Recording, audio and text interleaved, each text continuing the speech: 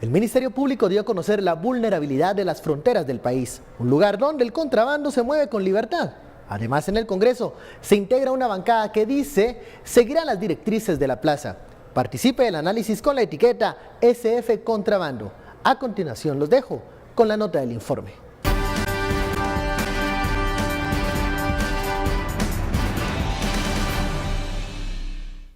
Contrabando, un problema en común de los países latinoamericanos. En Guatemala, una de las principales debilidades son los puntos ciegos, que suman 139, 128 de ellos son terrestres y 11 en ríos. 128 puntos donde el contrabando entra y sale sin presencia del Estado guatemalteco. Tenemos 20 aduanas, 3 marítimas, 3 aéreas y 14 terrestres. Tenemos 11 cruces fluviales no controlados. La fiscal general Telma Aldana habló ante 10 delegaciones de 13 países que forman parte de la Alianza Latinoamericana Anticontrabando y presentó los esfuerzos, logros y retos de Guatemala en el combate de lo que ALAC califica como un flagelo regional. Denunció que entre los productos que ingresan por contrabando muchos pueden afectar la salud. Indicó que los retos son regionales y que precisan de promover la continuidad de coordinación interinstitucional que contribuya a este fin. Los países necesitan contar con la asignación de recursos necesarios y fortalecer presencia del Estado en zonas fronterizas. Propuso la creación de un observatorio de comercio ilícito, así como implementar herramientas tecnológicas para mejorar el control, además de implementar acciones de cultura tributaria, ya que no evitar o combatir el contrabando convierte a la persona en cómplice de ese delito. Resaltó que es importante crear enlaces a nivel regional que permitan intercambio de información y análisis de caso. Esto en el marco del tercer encuentro de ALAC, que tiene como sede la Cámara de Industria de Guatemala. En Latinoamérica ingresan entre 70.000 y 85.000 millones de dólares en mercancía de contrabando por año. Bienvenidos a Sin Filtro, noche de martes. Vamos a hablar de este informe, de estas declaraciones de la fiscal general, donde se evidencia la vulnerabilidad de las fronteras. Habla de 139 puntos ciegos, en donde el contrabando manda, en donde el contrabando entra y sale con libertad. ¿Por qué? Por la ausencia del Estado, dice la fiscal general. Ese es el tema de la noche. Envíe sus comentarios y opiniones con la etiqueta SF Contrabando. Damos la bienvenida a nuestros analistas. Hoy nos acompaña María Alejandra Morales y Philip Chicola. Muy buenas noches a ambos. Buenas noches, Benquín. Bueno, y también ya nos hacía falta la visita de María Alejandra. Ya estoy feliz ya está de por estar acá nuevamente. Bueno, hablemos de esta reunión con industriales. Igual hay representantes de América Latina en el tema de comercio y la fiscal general. Esta información que da el Ministerio Público es un secreto a voces. La porosidad de las fronteras es un problema que ha existido y desde hace mucho tiempo y que ha, dice ella, contribuido a alimentar a las organizaciones criminales. ¿Cuál es el link que hacemos del contrabando con organizaciones criminales, sobre todo en áreas fronterizas, Philip? Bueno, tal vez empecemos haciendo definiciones operativas del fenómeno, porque, miren, el fenómeno del contrabando y la defraudación, porque realmente son dos en uno, tiene un enorme costo para el Estado de Guatemala. Tiene un primer costo fiscal, porque de acuerdo a las últimas investigaciones, datos de la Cámara de Industria, por ejemplo, se estima que el Estado de Guatemala llega a dejar de percibir hasta 12.000 millones de quetzales por impuestos no recaudados derivados del contrabando. Luego también hay una afectación a la producción local, porque obviamente el contrabando, al traer productos que no van a pagar el impuesto, pues de entrada ya tiene, y el arancel, pues ya de entrada tiene pues entre 12 y un 17% de menos costo que el producto guatemalteco. Entonces se afecta la producción local. Tercero, hay un problema de los riesgos para la salud y para la industria. ¿Por qué? Porque muchas veces, por ejemplo, los productos de contrabando, como no pasan ningún control fronterizo de aduanas, de importación, pues no se puede garantizar por ejemplo, en el caso de algunos productos alimenticios, su inocuidad. En algunos casos no cumplen registros sanitarios. O sea, existe un riesgo para quien eventualmente lo pueda consumir, y lo mismo con la gasolina. Entonces, la sumatoria de todos esos fenómenos nos dice que el contrabando es es un riesgo para la seguridad económica del país. A la sumatoria de todas esas variables me dice, no solo hay afectación para las finanzas, para la producción local, sino también para toda la estructura o para el consumidor. El fenómeno, como les digo, tiene dos materializaciones. Está la defraudación aduanera, que pensemos en el caso de la línea. La defraudación aduanera básicamente hace referencia a cuando viene un producto, llega a la aduana y resulta que a ese producto pues tiene, qué sé yo, 10% de arancel.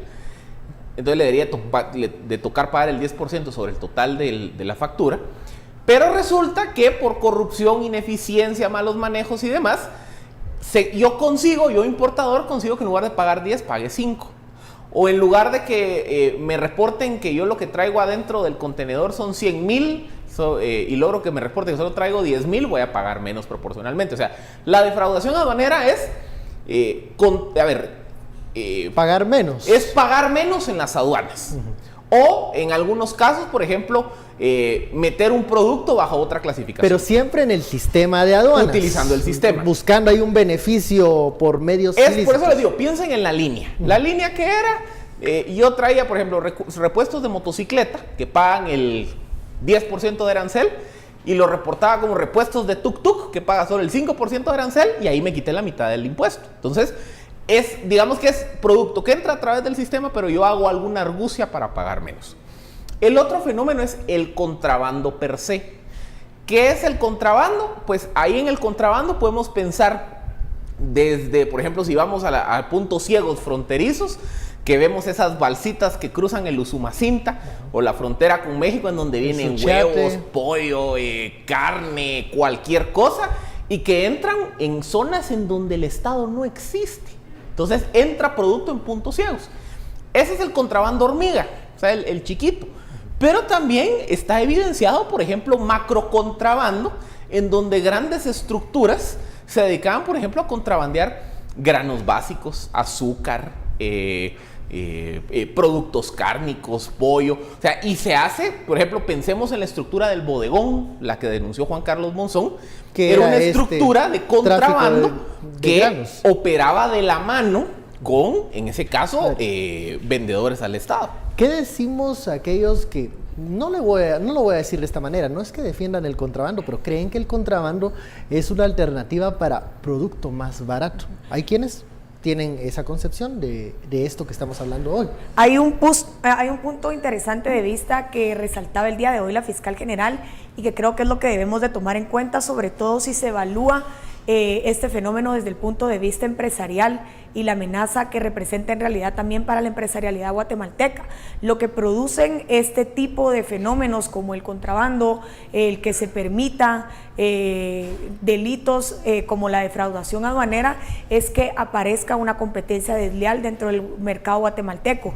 No es competitivo para ningún empresario ir con todas las de ley, traer un producto a Guatemala, tratar de iniciar algún tipo de comercio dentro del país, encajando todo dentro de los requisitos que la ley ya establece y cumpliendo con cada uno de los requisitos que a veces terminan siendo incluso procesos engorrosos, y poner eso a competir con las personas que en realidad no tuvieron que pasar por ninguno de esos procesos y no tuvieron que hacer inversiones importantes como las que sí deben hacerse cuando se pagan impuestos, porque ese es un punto importante cuando se habla de la defraudación aduanera.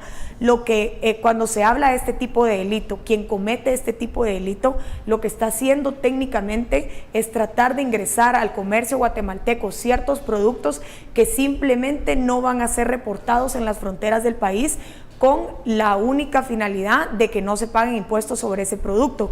Eso necesariamente a cualquier empresario le reduce los costos y puede vender a precios pues más accesibles para la gente. Quizás para las personas parezca más accesible, quizás para el consumidor pueda observarse un beneficio, pero no podemos permitirnos olvidar que estos son delitos que se están cometiendo, que estamos generando un ambiente de competencia desleal en donde no se está premiando necesariamente a quien cumple con la ley, sino estamos aplaudiendo esas malas prácticas con las cuales los guatemaltecos en muchas ocasiones nos volvemos muy permisivos y llegamos a tal extremo que creo que sin darnos cuenta consentimos los actos de corrupción. Cuando alguien adquiere producto de contrabando a un precio menor, no se da cuenta de que ese producto no está pagando ningún impuesto al Estado, que termina en cosas como las carreteras en mal estado o en la falta de educación, la falta de abastecimiento en el sistema de salud público. Pero ahí vemos un enunciado que muchas veces sale y dice, ¿para qué va ese producto a pagar impuesto si el impuesto al final se lo roba?